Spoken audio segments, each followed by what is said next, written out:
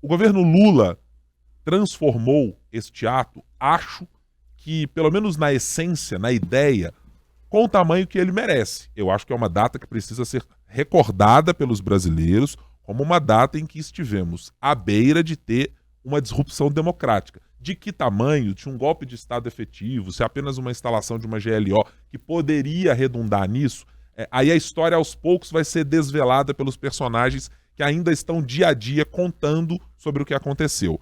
Mas do ponto de vista do que o governo esperava e do que foi esse ato do 8 de janeiro de 2024, você acha que o saldo foi positivo para o governo Lula, considerando a presença de governadores, a ausência de governadores e a presença de integrantes dos três poderes?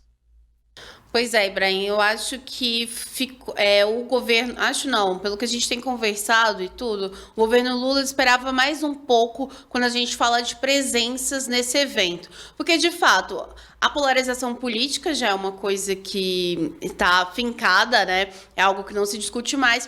Então, o presidente e a sua equipe ali, que foi responsável por montar, né, por planejar o ato democracia inabalada, já esperava a ausência e críticas justamente de deputados e senadores da oposição, né? Por mais que ali façam parte do Centrão e apoiem o governo em pautas específicas, sabiam que, em referente ao dia 8 de janeiro, determinados deputados e senadores não iriam comparecer, justamente porque, em função aí do agradar a base eleitoral, né? Que no final isso tudo se resume a isso, porque no Congresso que a gente vê é sempre trabalhos aí já pensando daqui 4 anos, né? Então, o que cai bem ou não para o eleitorado.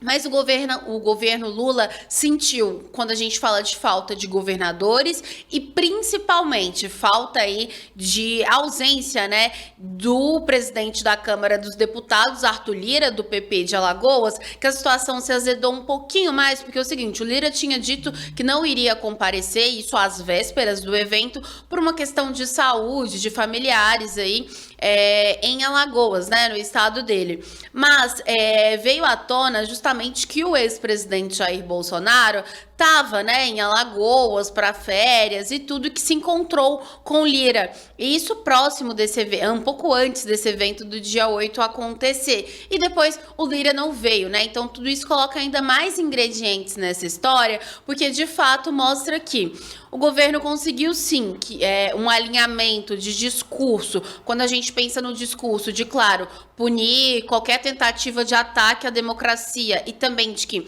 as punições que estão sendo dadas pelo STF estão corretas, e aí de acordo com a lei.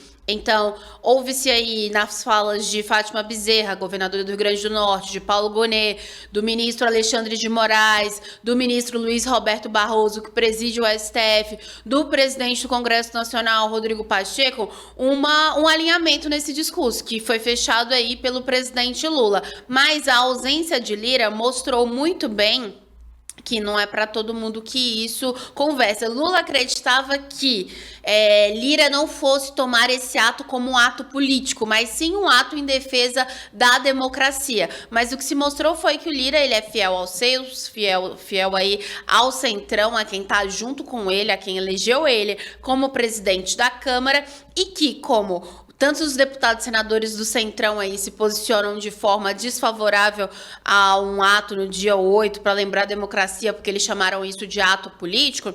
Então, Arthur Lira seguiu ali para agradar os seus, mas isso mostra também que a relação de Lula com Lira não tá nada bem, porque quando a gente fala de governabilidade, no momento em que há um aumento expressivo no valor de verbas destinadas a emendas parlamentares, ao mesmo tempo que se diminui verbas do PAC e de outros programas sociais.